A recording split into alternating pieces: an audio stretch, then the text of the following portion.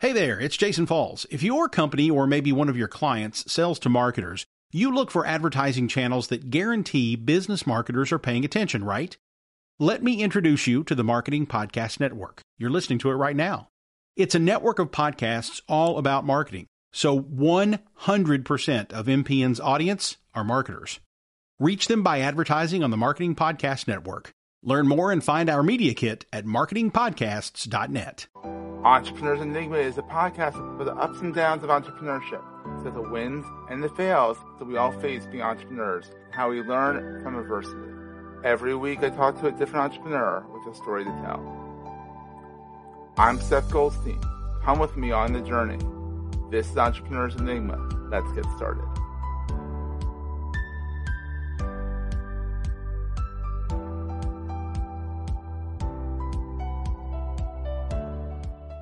Hey, everybody. Welcome to another edition of the Entrepreneurs Enigma podcast. I'm, as always, for the past almost 200 episodes, Seth, your host. Today, I have an awesome person, Kerry-Ann Powell of Trafalgar. I think I said that right. Trafalgar Strategies.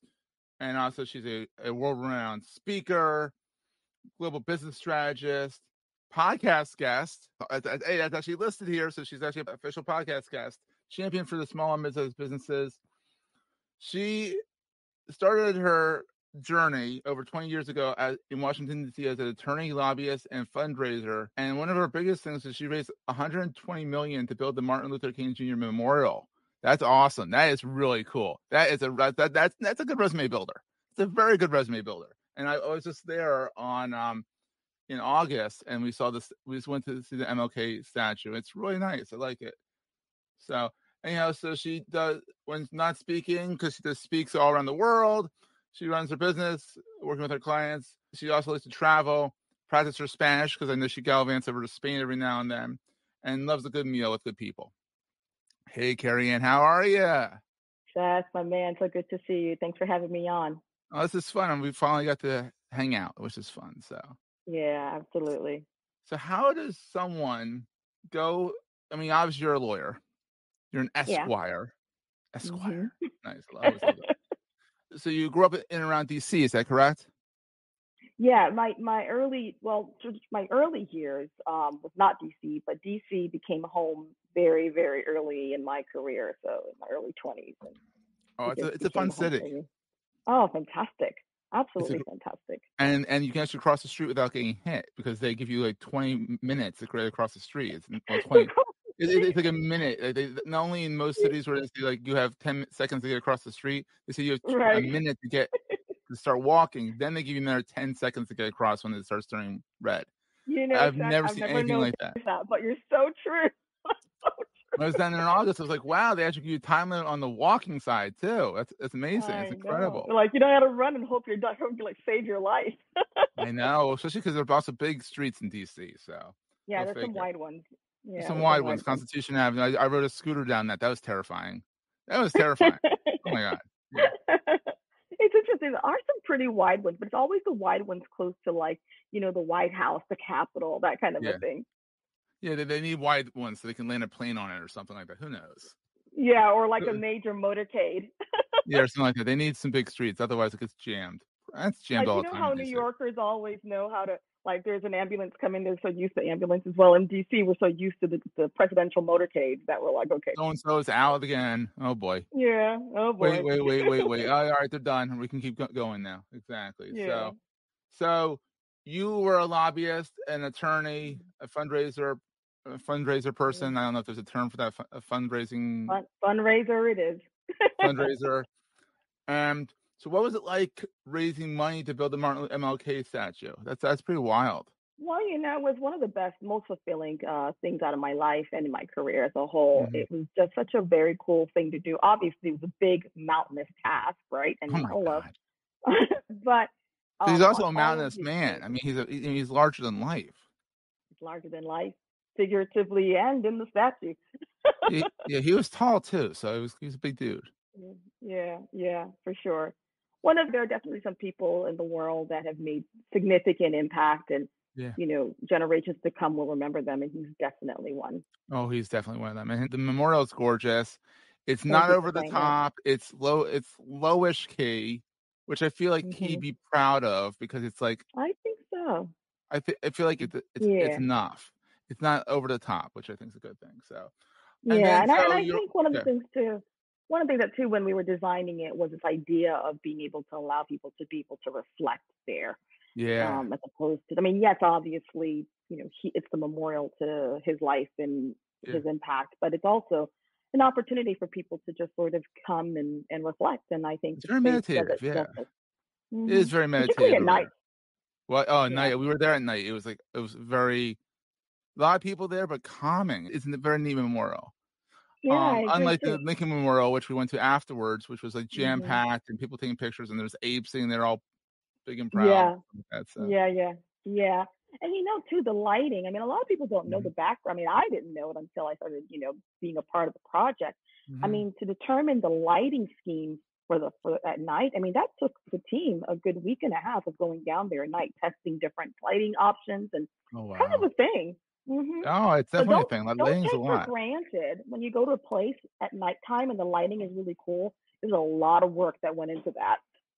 We're going to take a quick break, hear from our sponsors, and get right back to the show. Support for this and all the other podcasts on the Marketing Podcast Network is provided by Momento. Upload a video and in just minutes, all the busy work of a production team or PR staff is ready for download. Segments edited, transcripts written, social media captions drafted. Literally minutes, not hours. With Momento, you can upload 30-minute videos and watch the AI recommend 10, 12, even 15 segments to pull out as clips. Use them in Instagram Reels, YouTube Shorts, and even TikToks to promote the full video. The recommendations are fast and driven by AI. You can edit them to your liking, then output the finished promotional clip in just minutes. Go check it out. MPN listeners can try it for free at bit.ly/MomentoMPN. That's bit.ly/MomentoMPN. And God forbid a light bulb goes out, then it's like it's all thrown Oh, I off. know, right? Oh my gosh. So you did that, and then you left, and you decided to become a speaker, and you started Trafalgar Strategies, which is your strategy company, which is very cool. Tell me a little bit about that. Yeah. Like, actually, let's start at the beginning. Have you always wanted to work for yourself? You know what? I think I have. So, I You tell us all the think? time, no, because it's Yeah. one of those things where I always thought that it kind of evolved over time because I really enjoy helping Mhm. organizations, make big things happen, sort of bring big ideas to life. And obviously, strategy is an important element to that. To me, this is the most important part of that.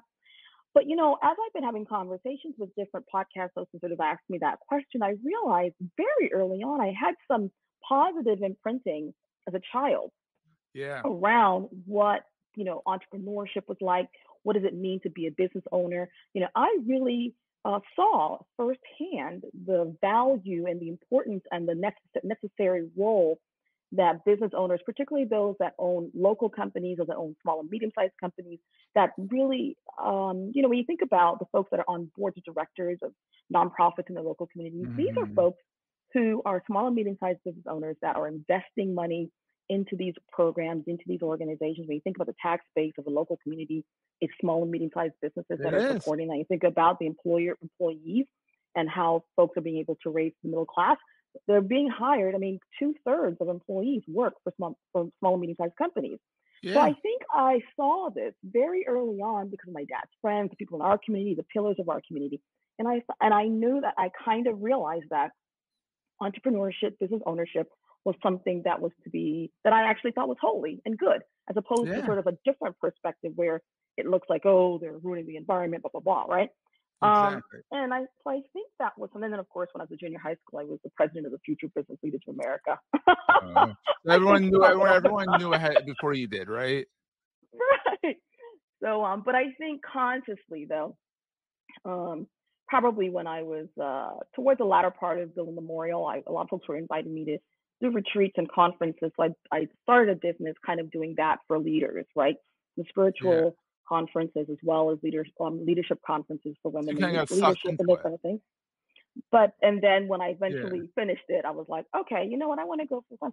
I mean, what do you do after you build a memorial? One How of do you those get moments I'm not like, just no? Let's pull back. You're being modest. Not just any memorial. The MLK memorial. I mean, you kind of like right. it's kind of hard to top that. It was very hard. It was, to be honest, it was a moment in time, and I think hopefully some of your listeners will understand this.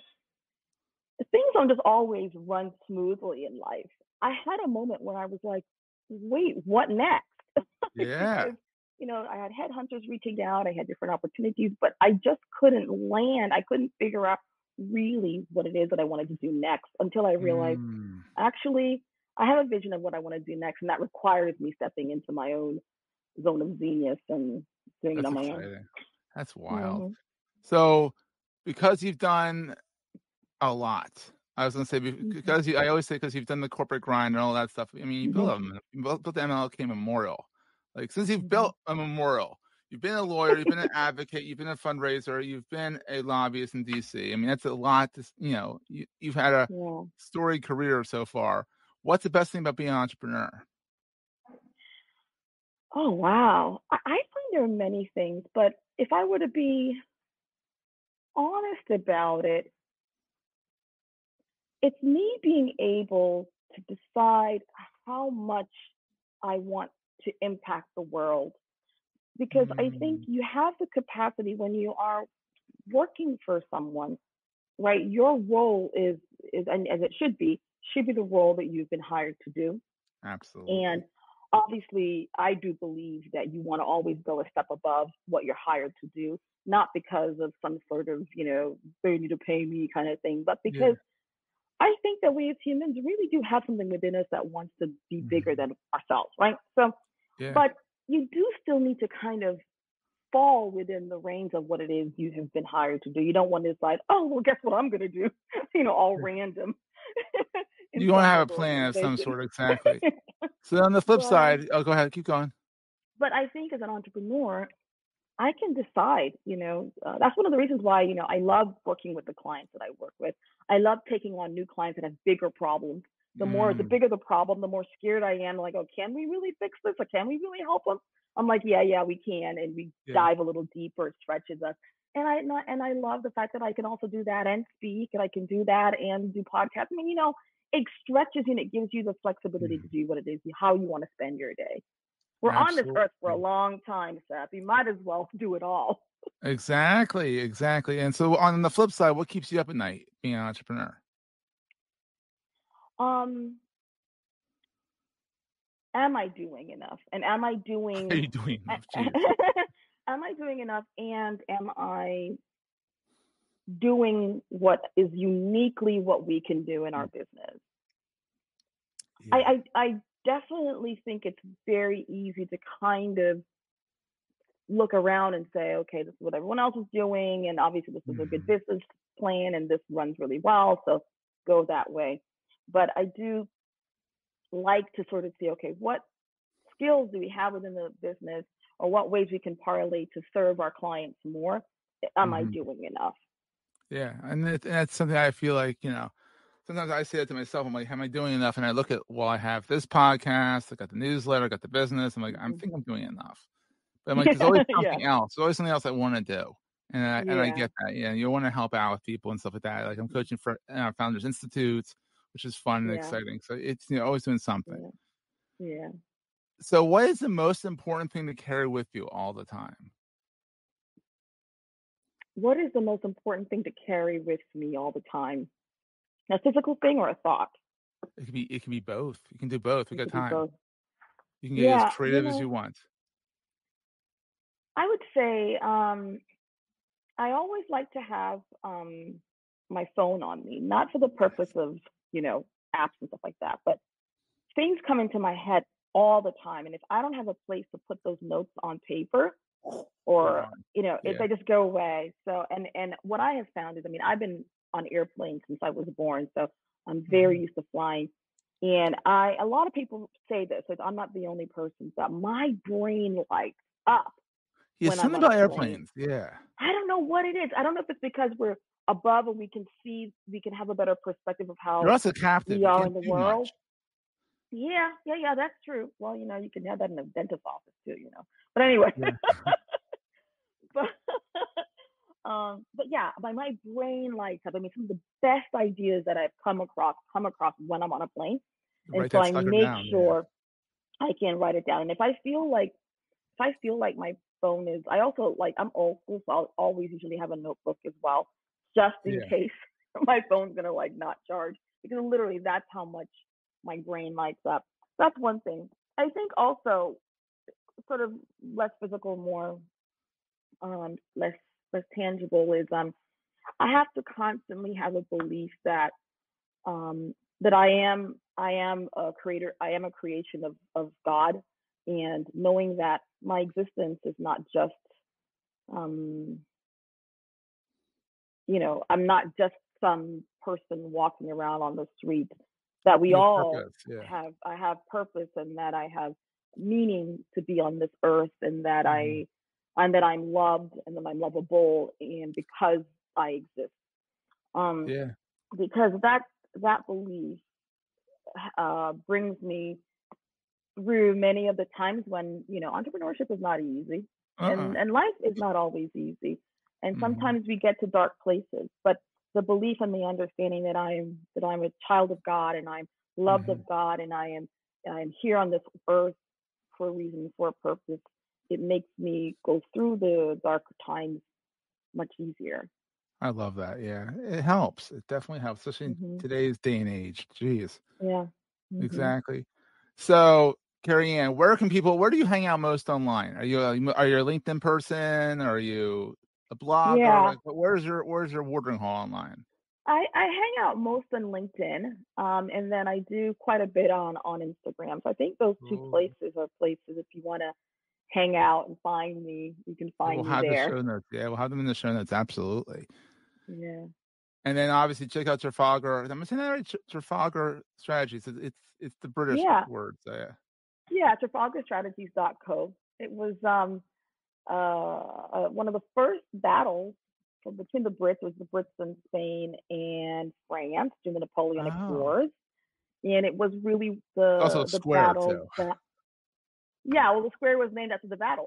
Oh, and the battle was what solidified the strategy, the Royal Navy strategy, or Royal Navy's position as a strategic force.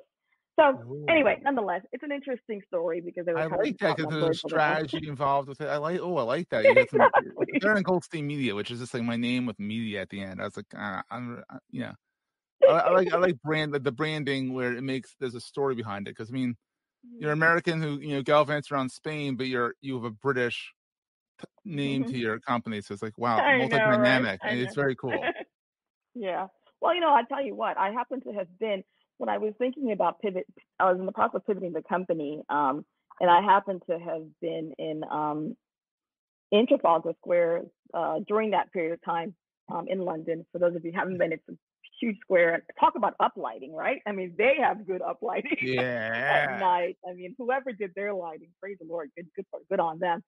But yeah, I happened to have been at the square at the time, and it was a part of this sort of a transition moment in the business, and I decided to reinvent the company from only doing large NGO strategy, but doing business organizations, businesses, and so forth. And that's where I ended up saying, like, with the name. Awesome. So yeah, you can find me at TrafalgarStrategies.co.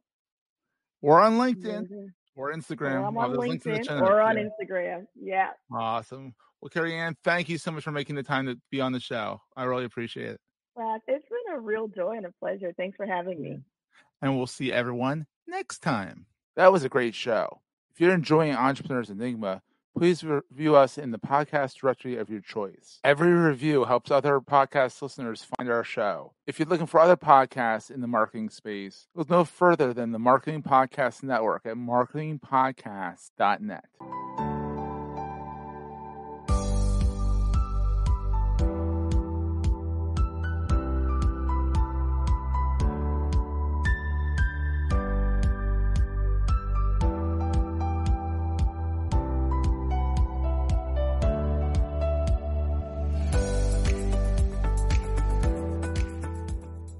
Goldstein Media hopes you have enjoyed this episode.